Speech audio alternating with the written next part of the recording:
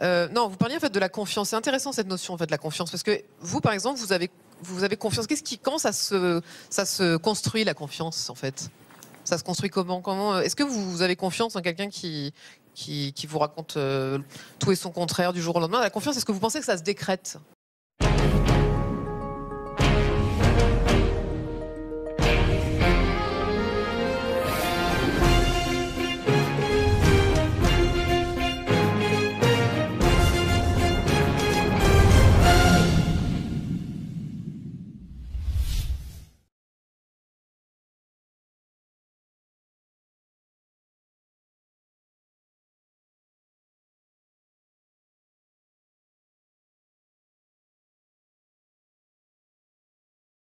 Alors bonsoir Monsieur le Ministre. Bonsoir.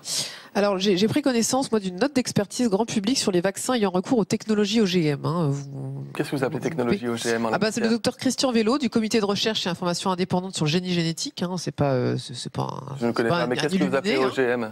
Généticien moléculaire à l'université Paris-Saclay. Alors j'invite tout le monde d'ailleurs à la lire, c'est très intéressant.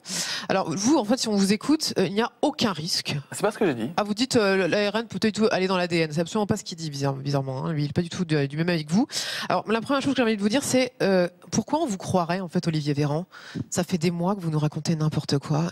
Attendez. Des mois. Non, mais non. On a dit avec de la courtoisie. Oui, mais bon, les Français ont besoin de vérité aujourd'hui. Oui, ils ont besoin de vérité, mais on peut se parler tranquillement. Oui, mais à un moment donné, un mensonge est un mensonge, David Pujadas. Et sinon, je vous inviterai à justifier votre phrase, vous racontez n'importe quoi, et on n'en finirait plus. Donc, restons simplement sur notre sujet. Parce que moi, je pense que ce débat, il devrait même pas. Alors, pourquoi vous croire? C'est ça la question. Oui, pourquoi vous croire, étant donné que vous avez changé d'avis en permanence, vous nous avez bloqué l'accès aux choses qui soignaient, tout en autorisant les choses qui allaient nous tuer. Qu'est-ce que vous appelez les choses qui soignaient? Le protocole hydroxychloroquine, azithromycine, qui allait montrer ses preuves. Vous avez arrêté les essais en cours, parce que vous saviez très bien que ça marchait. Aujourd'hui, les essais. J'ai arrêté les essais parce que je pensais que ça marchait. Oui, c'est tordu, je sais bien. Mais vous me prenez vraiment pour un tordu, oui. Alors, je ne sais pas si on va relancer le débat sur l'hydroxychloroquine. Pardon, on est sur les vaccins. Je voulais juste dire qu'en fait, si on a ce débat aujourd'hui sur le vaccin, c'est parce qu'on nous a bloqué l'accès à ce qui pouvait nous soigner, nous traiter, nous guérir. Moi, je retiens votre question. Voilà. Pourquoi est-ce qu'on vous croirait? Et j'ajouterais, il y a 2 à 3 mois de recul. Finalement, si on regarde bien, il y a 2 à 3 mois de recul sur ces vaccins ARN. Vous êtes d'accord que beaucoup de gens disent que on dit que c'est un vaccin, mais c'est un abus de langage, que c'est un produit de thérapie génique. Vous êtes d'accord avec ça? Réponse d'Olivier Véran. Ah, vous n'êtes pas d'accord avec ça? Réponse d'Olivier Véran. Hélas, on ne va pas être d'accord ce soir, mais ça peut arriver. Mais je vais vous respecter. Alors il y a d'autres médecins qui ne pensent pas comme vous, en fait. Dans la réponse que je vais vous faire, je ne vais pas vous traiter indirectement d'assassin ou de personnes qui manipulent les chiffres. Ce qu'il faut comprendre, d'abord, je n'ai pas dit qu'il n'y avait pas de dangerosité avec un vaccin. Est-ce que je l'ai dit? Je ne crois pas l'avoir dit. J'ai expliqué ce que c'était qu'un vaccin ARN et pourquoi c'était différent des vaccins habituellement utilisés dans le mécanisme. 2, peut-être qu'il y a des risques. Peut-être qu'il y a des risques. Il y a des études cliniques qui sont faites. En l'occurrence, le vaccin Pfizer a été testé sur 38 000 personnes. Les données, je ne les ai pas aujourd'hui. Les données complètes, les datas scientifiques, elles sont conférées, elles sont données aux agences du médicament américaines, européennes et aux autorités par État, avec des comités indépendants qui sont chargés d'évaluer si l'étude est sérieuse, rigoureuse, et quelle est la balance bénéfice sur risque. C'est un mot qui est important dans la vaccination. Quelle est la balance bénéfice sur risque? On sait, a priori, j'attends la confirmation des autorités européennes et françaises, que la balance bénéfice sur risque, elle est très positive pour des gens qui sont à risque de faire des formes graves de virus. C'est-à-dire que même s'il y avait des effets indésirables, et nous le saurons, même s'il y avait des effets indésirables, ils seraient beaucoup plus rares et beaucoup moins graves que la maladie en elle-même. Maintenant, David Pujadas, vous soulignez un point important, c'est la notion de recul. Il y a un recul de 2 mois dans l'étude clinique qui a été faite, 2 mois sur un très grand nombre de personnes. Ça nous permet quand même de savoir, parce que le virus, on sait qu'il peut tuer. Et on sait qu'il touche beaucoup de gens, on sait qu'il paralyse les pays, qu'il paralyse la planète. Il faudra peut-être discuter avec les autres ministres de la Santé des autres pays qui sont comme moi et qui considèrent comme moi à la fois la vaccination et les traitements qui sont efficaces et ceux qui ne le sont pas. Mais peut-être qu'on a un complot mondial qui m'aurait. Et donc, la balance bénéfice-risque est une notion qui est extrêmement importante. Et moi, ce que je dirais en transparence aux Français, c'est voilà les risques de se faire vacciner si des risques apparaissent. Et surtout, nous avons tout un système de pharmacovigilance et de surveillance en population générale dès lors que la campagne de vaccination va commencer. C'est-à-dire qu'on va surveiller en particulier, on va surveiller de près les personnes vaccinées. L'autorité de santé, les CNR, Santé publique France. Nous avons 5 circuits de surveillance que nous avons, alors qui sont des réseaux de surveillance éprouvés avec tous les médicaments, vaccins ou non, et que nous renforçons dans le cadre du Covid pour avoir une structure spécialisée dans la gestion du Covid. Est-ce que ça vous convainc, Anaïs Le Faucheux? Mettez bien votre micro dans la bouche. Moi, ce qui m'embête un petit peu, c'est que moi, enfin, ce qui a été, il n'y a pas uniquement ce rapport qui en parle. Hein, j'ai pas répondu sur thérapie génique. Oui, en fait, la thérapie génique. Je vais vous répondre. Moi, ce que j'ai entendu dire, c'est des médecins qui disent, hein, c'est pas moi je ne suis pas médecin, bien entendu, c'est que ce sont des produits qui ont été testés sur de petits groupes de gens très malades. Et là, en vaccination de masse, on est sur de la prévention, a priori, même sur des gens en bonne santé. Donc, est-ce qu'on est prêt à prendre un risque aussi grand? Parce que vous dites, oui, il y a des risques. Bah oui, dites-nous lesquels dans ce cas-là, parce qu'en transparence, on dit ce qu'on risque en fait. Parce que le Covid, c'est quoi la mortalité du Covid en population saine? Sur quelqu'un moi, j'ai combien de risques de mourir du Covid si je l'attrape? Vous n'êtes pas prioritaire pour la vaccination, que je sache. On a parlé d'abord des personnes d'un certain âge en résidence et ensuite en ville. Il y a des gens, il y a 30% des gens de moins de 60 ans qui sont 30% des gens qui sont en réa, en réanimation, qui ont moins de 60 ans. Donc ça peut toucher des gens jeunes et on en connaît généralement tous autour de nous, de façon directe ou indirecte, qui ont fait quand même des formes graves. Sans compter, vous savez, tous ces dizaines de milliers de Français qui ont perdu le goût et l'odorat, qui gardent de la fatigabilité, ce qu'on appelle le Covid long, qui ne sont pas forcément des formes qui sont comptabilisées dans les réa, puisqu'ils ne vont pas en réanimation, mais qui gardent des séquelles. Je vais vous répondre sur les si vous en êtes d'accord. Sur les effets indésirables potentiels, ça, c'est le résultat des études cliniques. Au moment où on démarrera la campagne de vaccination, tout sera transparent. Est-ce qu'il y a eu des effets indésirables? Est-ce qu'ils sont bénins? Est-ce qu'ils sont modérés? Est-ce qu'ils sont graves? On le dira. Ensuite, quand apparaîtront, s'il devait apparaître des effets indésirables lorsqu'on vaccinera en population, nous avons tous les réseaux de remontée et de diffusion de la pharmacovigilance, nous le dirons. Et puis de nos voisins anglais qui ont commencé, les Allemands, les Espagnols, les Italiens, les Américains, tous les pays partageront ces informations-là. Et s'il y a des effets indésirables, je ne me fais aucun souci et j'en avais aucune intention, ça ne sera pas masqué, ce sera donné en transparence. Moi, je crois à l'accès à l'information et à la capacité de décider. Sur la thérapie génique. D'abord, la thérapie génique, elle peut exister pour guérir des maladies génétiques. On peut aller toucher au génome humain. Et d'ailleurs, il y avait le Téléthon le week-end dernier, et je crois que la thérapie génique permet de sauver un grand nombre de vies, notamment des enfants qui ont des maladies génétiques qui jusqu'ici étaient incurables. Si vous venez avec moi en neurologie, je vous montrerai que ça fonctionne très bien. Ensuite, c'est pas du tout une technologie OGM. L'OGM, c'est totalement différent. Là, nous avons un vaccin à ARN messager. Effectivement, c'est quelque chose qui est nouveau. Alors, ça fait 20 ans qu'il y a des projets de recherche dans le domaine, et notamment dans le domaine du traitement du cancer. Le vaccin ARN est très prometteur pour traiter demain des cancers, des maladies chroniques, etc. On n'est pas dans la thérapie génique parce que l'ARN messager, je l'ai dit tout à l'heure, ne rentre pas dans l'ADN humain. Il ne pénètre pas. Il ne écoutez, je ne sais pas, il y a beaucoup de médecins qui disent beaucoup de choses sur tous les plateaux, vous savez. L'ARN messager, je ne suis pas généticien, l'ARN messager ne rentre pas dans l'ADN humain, ça je peux vous le garantir. Il ne rentre pas dans le génome humain, vous ne l'intégrez pas, il ne reste pas chez vous. Imaginez une petite partition, imaginez une grosse machine, un énorme orgue, une cellule, imaginons que ce soit un orgue, je me lance dans une métaphore, je ne l'ai pas préparée, et que vous ayez à jouer des partitions. Et tout d'un coup, on va vous glisser quelques notes. Eh bien, vous allez lire ces quelques notes qui sont indépendantes du reste de la partition, qui vont être lues et qui ensuite vont s'évaporer. Sauf que là, vous aurez stimulé votre immunité et vous garderez des anticorps pour pouvoir reconnaître. Alors, donc on n'est pas du tout dans l'intégration. On ne change pas le génome humain. La thérapie génique, ce n'est pas ça. Pourquoi vous soupirez, Naïs Le Faucheux? Alors, déjà, je voudrais juste apporter une précision. Je passe sur le plateau pour l'anti-vaccin de base. C'est pas du tout le cas, en fait, déjà.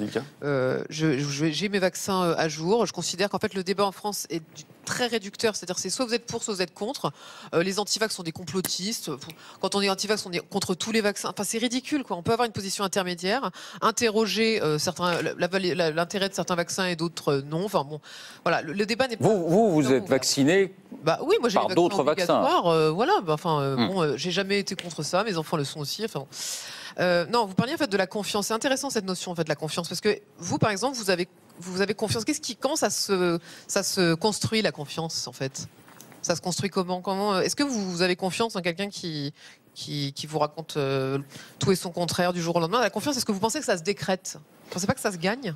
La confiance, ça se gagne. La défiance, parfois, elle peut être innée dans les relations qu'on peut avoir avec les gens. C'est-à-dire que parfois, ça peut être très compliqué de convaincre certaines personnes. Mais j'ai aucune prétention, madame, d'avoir été parfait depuis le début de l'émission. J'ose espérer. Je peux vous garantir que j'y mets toute mon énergie et toute l'équipe qui travaille, les centaines, les milliers de personnes qui sont autour, que ce soit la communauté scientifique, les agences régionales, les soignants qui se mobilisent sur les territoires et qui voient le vaccin plutôt comme une très très bonne nouvelle qu'autre chose, pour une grande partie d'entre eux en tout cas. Sur la question de la confiance, vous savez, d'abord c'est faire preuve de transparence, c'est être capable de dire les choses. Vous savez, je vais vous donner l'idée, une notion d'une polémique à côté de laquelle on est passé. en France, mais qui a touché beaucoup de pays européens. J'imagine que vous en avez en stock. Je vous fais confiance. Vous avez un médicament qui était plutôt prometteur, qui s'appelait le Remdesivir, commercialisé par un laboratoire qui s'appelle Gilead, qui est un laboratoire américain. Et à un moment donné, on m'a dit, est-ce que la France va en commander? La plupart des pays européens en commandent, avec une grosse commande de stock, etc. Moi, j'ai regardé les données scientifiques, j'ai demandé aux scientifiques de me donner leur avis sur ce traitement. Au début, ils disaient pourquoi pas. Puis après, ils m'ont dit le traitement ne marche pas plus que la chloroquine. Et donc, il ne faut pas acheter ce médicament-là. En tout cas, s'il n'y a pas un intérêt majeur à le faire, j'ai décidé de ne pas en acheter. Il y a eu des essais cliniques en France, l'essai Discovery, qui est utilisé dans le cadre d'un protocole de recherche de traitement. C'était des doses gratuites. Je n'en ai pas acheté. Aujourd'hui, tout le monde sait et c'est reconnu que le médicament Remdesivir ne fonctionne pas. On a montré la preuve. Comme d'autres, effectivement, en tout cas, il ne fonctionne pas. Et donc, tout le monde considère aujourd'hui que ce traitement-là ne doit pas être donné aux malades. Je vais vous dire une chose, je suis plutôt content d'avoir fait le choix de ne pas céder à un moment donné à l'appel de certains scientifiques qui disaient il faut en acheter pour voir. Et donc, la France est le seul pays avec le Luxembourg dans l'Union européenne à ne pas avoir acheté ce médicament. Vous voulez dire que parfois, on ne parle pas de ce qui marche et on parle que de ce qui marche pas. L'Agence européenne du médicament a donné son feu vert là, pour qu'on en achète 1 milliard de doses là, début octobre. La France n'a pas acheté le Remdesivir, madame. Et donc, on est passé à ça, d'une polémique qui en plus concernait un labo que généralement les donc la France n'a pas, dites bien que la France n'a pas donné un centime pour acheter du Remdesivir. Le Remdesivir dans le cadre de l'étude clinique a été donné gratuitement. Oui, c'était dans le cadre du projet Discovery européen. Alors, sur les labos, et sur l'argent. C'est un exemple parmi d'autres, mais voyez le problème. Vous me parlez de la défiance et de la confiance. Je vous donne des données factuelles que chacun peut vérifier. Mais quelle que soit la vérification, madame, que vous apporterez, je ne suis pas sûr qu'en définitive, je vous aurai convaincu sur ce point. Il n'empêche que moi, je continuerai à essayer de vous convaincre. Libre à vous de me croire ou de ne pas me croire. Tout ce que je vous demande, in fine, c'est pas d'aimer votre ministre, ou c'est pas de juger que je sois compétent ou incompétent. Ce que je vous demande, madame, c'est de faire attention aux vôtres, de faire attention aux gens qui vous entourent, de respecter les règles, mais je suis sûr que vous le faites, et de vous protéger vous-même. C'est ça qui est le plus important pour moi. À la fin, je ne vous demande pas de considérer que j'aurais sauvé vous n'avez pas sauvé la liste de vos grands-parents. Je vous demande de vous avoir cette démarche-là. Et pour moi, la confiance, elle est fondamentale pour ça. Anaïs Le Faucheux, ça vous fait Alain Fischer, justement, qui a montré énormément de réserves la dernière fois lors du point presse, qui a dit j'invite à la prudence, on n'a rien, on a des communiqués de presse. Vous vous dites non, les premières études, mais de quoi vous parlez en fait exactement? Vous parlez de quoi? Si vous êtes avec nous sur le plateau depuis le début de soirée, où je me suis très mal exprimé, ou alors je ne vous ai vraiment pas convaincu. Je vous ai dit que d'ici 2 à 3 semaines, les autorités scientifiques et les agences du médicament nous donneraient la totalité en transparence des informations qui sont nécessaires. Le professeur Fischer dit exactement la même chose que moi. Je vous dis évidemment qu'on est prudent et évidemment que lorsqu'on commencera la vaccination, c'est qu'on aura les réponses aux questions qu'on se pose. On les aura bientôt. La Suisse a refusé d'acheter des vaccins à l'heure actuelle. Vous savez, ça aujourd'hui, ils ont dit clairement qu'ils n'ont pas suffisamment d'informations. Elle se donne 2 mois. Elle se donne 2 mois. Elle dit on ne vaccinera pas avant février. On veut voir ce qui se passe chez les autres. La Suisse ne fait pas partie de l'Union européenne et donc ils n'ont pas eu aussi l'opportunité de contractualiser avec la Commission européenne comme nous avons pu le faire en France. Oui, l'Agence européenne du médicament, si vous croyez que les Français vont avoir confiance, alors que c'est l'agence qui a donné son go pour le Remdesivir, vous pouvez vous accrocher. Franchement, bon courage. Dites-nous, vous nous ferez la liste des autorités scientifiques en qui vous avez confiance. On essaiera de trouver le moyen de vous convaincre. Mais en fait, c'est marrant parce que vous avez couvert le masque, mais les masques sont tombés pourtant pendant cette crise. C'est drôle, vous trouvez pas? Voilà. C'était écrit ça? Pardon? Non, j'ai vu que vous le disiez. Non, mais j'ai énormément de choses. J'aurais 10 000 choses à vous demander, mais je ne vais pas évidemment faire... Non, mais cela dit, sur l'Agence européenne du médicament, c'est vrai que, on le disait à l'instant, c'est elle qui a donné son feu vert au Remdesivir, dont vous nous avez dit que... La France n'en a pas acheté. La France n'en a pas acheté, donc l'Agence européenne du médicament peut se tromper. Ça, c'est vrai. Il y a des questions qui nous arrivent. Une autorisation de mise sur le marché, avec ce qu'on appelle, en France, on a une évaluation du service médical rendu, et l'amélioration du service médical rendu. Pour ça que des fois on nous dit, mais en France vous êtes long, pourquoi les tests ils sortent plus tard en France qu'ailleurs, etc. On nous reproche quand on prend un peu plus de temps que les autres, mais parfois, prendre un peu plus de temps que les autres, ça nous permet, la prudence nous permet aussi d'être un peu plus efficace dans certaines choses. Quelques questions brèves, pardon. Une question, la phase 3 d'étude d'un vaccin, ça met combien de temps en général? La phase 3 d'une étude de vaccin, ça peut aller très vite, ça dépend du médicament. Parce que moi j'ai lu que c'était entre 3 et 5 ans. Non, la totalité d'un projet de recherche clinique peut même être beaucoup plus long. Il y a même des médicaments qui sont en jachère ou en gestation pendant des années, parce que tout dépend du public, si vous voulez, tout dépend du nombre de personnes qui peuvent être soumis à une maladie. Si vous voulez, pour démontrer qu'un vaccin est efficace, il faut qu'il y ait une épidémie qui est en cours. Si vous testez par exemple un vaccin dans une population où l'incidence virale est nulle, vous ne pourrez pas démontrer si votre vaccin est efficace ou non. Vous êtes d'accord avec moi?